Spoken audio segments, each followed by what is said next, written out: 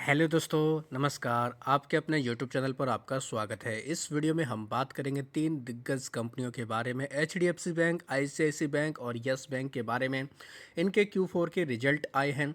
साथ ही straight of Hormuz को फिर से बंद कर दिया गया है। ईरान की तरफ से एक बड़ी खबर भी देखने को मिली है। इन खबरों के दम पर मंडे को बाजार के ऊपर रिएक्शन रहेगा। इन कंपनियों के दम पर भी बाजार में काफ़ी हलचल रहेगी। सभी चीज़ों को इस वीडियो में डिस्कस करेंगे। वीडियो शुरू करने से पहले कहना चाहूँगा, अगर किसी ने चैनल पर फर्स्ट टाइम विजिट किया है तो चैनल को सब्सक्राइब कर लें और बेल आइकन को ज़रूर दबा लें। तो दोस्तों, कल डाउ जोन्स यानी अमेरिका के बाज़ारों में काफ़ी शानदार तेज़ी देखने को मिली थी और गिफ्ट निफ्टी भी अच्छा खासा मोमेंटम दिखाया था। उसके पीछे का एक बड़ा कारण था क्रूड ऑयल का गिरना। क्योंकि क्रूड ऑयल इसलिए गिरा था क्योंकि स्ट्रेट ऑफ हॉर्मुज को अमेरिका की तरफ से अनाउंसमेंट हुआ था, ट्रंप की तरफ से, कि उसको खोल दिया गया। बाद में ईरान ने भी इसकी पुष्टि की थी। ईरान ने भी कहा था कि स्ट्रेट ऑफ हॉर्मुज को खोल दिया गया है। तो इस वजह से बाज़ारों में काफ़ी शानदार मोमेंटम देखने को मिला। और करीब 20 घंटे बाद ही ईरान की तरफ से अब हम लोग को खबर देखने को मिली है कि ईरान ने स्ट्रेट ऑफ हॉर्मुज को फिर से बंद कर दिया है। क्योंकि यूएस ने नाकाबंदी की है जो ईरान के पोर्ट हैं उस पर, और ईरान ने आरोप लगाया है कि सीज फायर का अमेरिका उल्लंघन कर रहा है। इस वजह से फिर से इसको बंद कर दिया गया है। तो कहीं ना कहीं काफ़ी इंपॉर्टेंट ये हम लोग को अपडेट देखने को मिला है। ट्रंप की धमकी के बीच में ईरान ने हॉर्मुज का रास्ता बंद कर दिया है और अमेरिका को समुद्री लुटेरा बताया है। कुछ और भी हमें अपडेट देखने को मिले हैं कि डेडलाइन हम लोग को पास में देखने को मिल रही है। जो सीज फायर की डेडलाइन देखने को मिली है, इसको लेकर ट्रंप की तरफ से भी हम लोग को बयानबाजी देखने को मिल रही है। ट्रंप ने अल्टीमेटम दिया है ईरान को, कहा है कि बुधवार तक अगर समझौता नहीं हुआ तो फिर से ईरान के ऊपर बमबारी की जाएगी, हमला किया जाएगा। तो ये भी कहीं ना कहीं कह सकते हैं काफ़ी इम्पोर्टेंट अपडेट सामने आ रहे हैं। तो हॉर्मुज का फिर से बंद होना बाजार के लिए निगेटिव है। तो इस वजह से कह सकते हैं कि अभी तो दोस्तों आज बाजार बंद है, कल भी बाजार बंद रहेगा। 2 दिन के अंदर कुछ और भी अपडेट आएंगे तो उसके अकॉर्डिंग हम लोगों को बाजार के ऊपर रिएक्शन देखने को मिल जाएगा। तो फिलहाल अगर देखें तो काफ़ी बड़ी ये खबर देखने को मिल रही है। एक और बड़ी खबर आज हमारे भारत में भी देखने को मिलेगी। प्रधानमंत्री मोदी आज रात को देश को संबोधित करेंगे 8:30 बजे। तो यहाँ पर भी कुछ बड़ा ऐलान हो सकता है जो डायरेक्टली और इनडायरेक्टली बाजार के ऊपर असर डाल सकता है। तो क्या कुछ संबोधन में निकल कर आएगा, ये भी काफ़ी इम्पोर्टेंट रहेगा। आप चाहे तो इसके ऊपर भी नज़र रख सकते हैं। अब बात करेंगे एचडीएफसी बैंक के बारे में। एचडीएफसी बैंक के आए हैं Q4 के रिजल्ट। कंपनी का पैट 9% तक बढ़कर आया है, जबकि अनुमान लगभग 11% के आसपास का बताया जा रहा था। 19,221 करोड़ का कंपनी ने पैट रिपोर्ट किया है। कंपनी की तरफ से 13 रुपये के फाइनल डिविडेंड का ऐलान भी किया गया है। इस बार 19,221 करोड़ का पैठ रहा है, जो पहले 17,616 करोड़ के आसपास का था। और कंपनी की तरफ से ये जो डिविडेंड का ऐलान किया गया, इसकी रिकॉर्ड डेट 19 जून रखी गई है। कंपनी की अगर नेट इंटरेस्ट इनकम की बात की जाए, क्योंकि किसी भी बैंक के लिए यही काफ़ी इंपॉर्टेंट होता है, ये 3.2% तक बढ़कर आई है 33,080 करोड़ के आसपास, जो पहले 32,070 करोड़ थे। और नेट इंटरेस्ट मार्जिन की बात करें, ये हम लोग को 3.38% रहे टोटल असेट की अगर बात की जाए, जो 3.53% हम लोग को इंटरेस्ट अर्निंग असेट पर देखने को मिला है। तो अनुमान कितना था दोस्तों नेट इंटरेस्ट इनकम का? लगभग लगभग 5% के आसपास का अनुमान था। तो उससे कम हम लोग को दोस्तों ये आंकड़ा आते देखने को मिला है। असेट क्वालिटी की अगर बात की जाए कंपनी की, ये इंप्रूव होकर आई है, जो कहीं ना कहीं एक इंपॉर्टेंट पॉइंट है। जीएनपीए की अगर बात करें 1.15% रहे हैं, ये घटकर आए हैं, जो पहले 1.24% थे। इसके अलावा नेट एनपीए की बात करें, ये भी हम लोग को घटकर आते देखने को मिले हैं।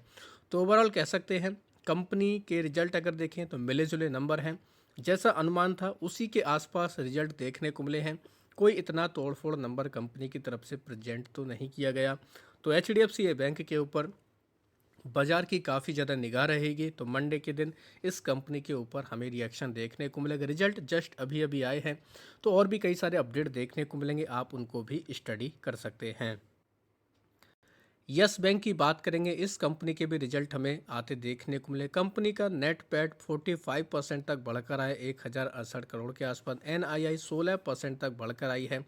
यस बैंक का थोड़ा सा हम लोग को परफॉर्मेंस इस बार काफ़ी अच्छा देखने को मिल रहा है। इस बार कंपनी ने 1068 करोड़ का पैट रिपोर्ट किया, जो पहले 738 करोड़ के आसपास था। कंपनी की नेट इंटरेस्ट इनकम 16% तक बढ़कर आई 2637 करोड़, जो पहले 2276 करोड़ के आसपास थे। नेट इंटरेस्ट मार्जिन की बात करें, ये भी हम लोग को ठीक ठाक देखने को मिले। 2.7% तक बढ़कर आए 20 बेसिस पॉइंट के आधार पर ईयर ऑन ईयर और 10 बेसिस पॉइंट के आधार पर क्वार्टर ऑन क्वार्टर के बेसिस पर हम लोगों को ये इम्प्रूवमेंट देखने को मिला। हालांकि ये इसलिए भी हुआ है क्योंकि कंपनी के पास में डिपॉजिट काफ़ी ज़्यादा देखने को मिले थे। कंपनी के नेट एडवांसेस देखें, ये 2.73 लाख करोड़ के आसपास पहुंच चुके हैं। 11% की यहाँ पर ग्रोथ है ईयर ऑन ईयर के बेसिस पर और 6.2% की ग्रोथ है क्वार्टर ऑन क्वार्टर के बेसिस पर। सबसे इंपॉर्टेंट पॉइंट क्या है यस बैंक में कि रिटेल असेट डिसबर्समेंट ये हम लोग को 41% बढ़कर आते देखने को मिला, जबकि कॉरपोरेट इंस्टीट्यूशनल बैंकिंग एडवांस ये 19% के आसपास बढ़कर आते देखने को मिला। कमर्शियल बैंकिंग एडवांस 14.5% तक बढ़कर आया है। तो कहीं ना कहीं कह सकते हैं रिटेल में कंपनी का काफ़ी बड़ा योगदान अब बढ़ता जा रहा है, जो कहीं ना कहीं यस बैंक के लिए काफ़ी इम्पोर्टेंट खबर है। यस बैंक की अगर असेट क्वालिटी की बात की जाए, कंपनी का इम्प्रूवमेंट देखने को मिला है। एनपीए में डिक्लाइन हुआ है 1.3% के आसपास रहा है। 30 बेसिस पॉइंट की इसमें गिरावट क्वार्टर ऑन क्वार्टर के बेसिस पर और ईयर ऑन ईयर के बेसिस पर भी। कंपनी का नेट एनपी देखें 0.2% तक हम लोगों को दोस्तों ये देखने को मिला, इम्प्रूव हुआ है 10 बेसिस पॉइंट के आधार पर, ये भी ईयर ऑन ईयर और क्वार्टर ऑन क्वार्टर के बेसिस पर भी। अब बात करेंगे दोस्तों एक और दिग्गज बैंक के बारे में, आईसीआईसी बैंक के बारे में। इसके भी Q4 के रिजल्ट आए हैं। नेट पैट इसका भी 8% तक बढ़कर आया 13,702 करोड़ और कंपनी की तरफ से 12 रुपये के डिविडेंड का भी ऐलान कर दिया गया है। पिछले साल कंपनी का पैट लगभग 12,630 करोड़ के पास था, जो बढ़कर अब 13,702 करोड़ पर आ चुका है। हालांकि क्वार्टर ऑन क्वार्टर के बेसिस पर देखें, कंपनी का पैट लगभग 21% तक बढ़कर आया है, क्योंकि कुछ हम लोग को ऑपरेटिंग इनकम ग्रोथ देखने को मिली थी, लोअर प्रोविजनिंग भी देखने को मिली, इस वजह से भी सारी चीज़ें सामने आई हैं। नेट इंटरेस्ट इनकम की बात करें, कंपनी की 22,980 करोड़ के आसपास देखने को मिले, जो पहले 21,193 करोड़ की थी। यहाँ पर अगर देखें तो ये भी लगभग 8.43% तक हम लोग को माफ़ी चाहेंगे दोस्तों, यानी कि जो हम लोग को देखने को 1786 करोड़ के आसपास का जो देखने को मिला है, उसमें हम लोगों को ठीक ठाक ग्रोथ देखने को मिली है। आईसीआईसी बैंक का अगर पीबीटी देखें, ये लगभग 22.31% तक बढ़कर आया है अगर क्वार्टर ऑन क्वार्टर के बेसिस पर देखें। साथ ही ईयर ऑन ईयर के बेसिस पर भी ठीक ठाक ग्रोथ देखने को मिली। असेट क्वालिटी भी कंपनी की हम लोग को स्ट्रॉन्ग देखने को मिली। ग्रॉस एनपीए 1.40% पर आ चुके हैं, जो पहले 1.67% थे। ईयर ऑन ईयर के बेसिस पर भी अच्छा खासा इंप्रूवमेंट है और क्वार्टर ऑन क्वार्टर के बेसिस पर भी कंपनी ने अच्छा खासा करके दिखाया है। पिछले क्वार्टर में 1.53% के आसपास कंपनी के जीएनपीए देखने को मिल रहे थे।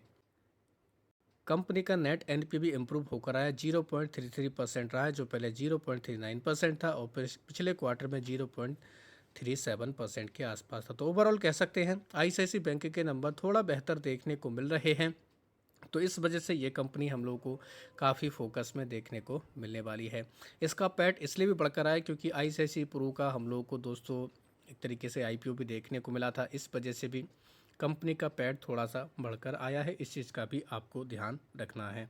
तो ओवरऑल ये कंपनियां बाजार के रडार पर रहेंगी। इनके रिजल्ट अभी मैंने आपको केवल रफली बताए हैं, आप चाहें तो इनको डिटेल में पढ़ सकते हैं, उसके अकॉर्डिंग अपनी रणनीति को बना सकते हैं। वीडियो अगर आपको ये पसंद आया तो चैनल को सब्सक्राइब कर लें और बेल आइकन को ज़रूर दबा लें।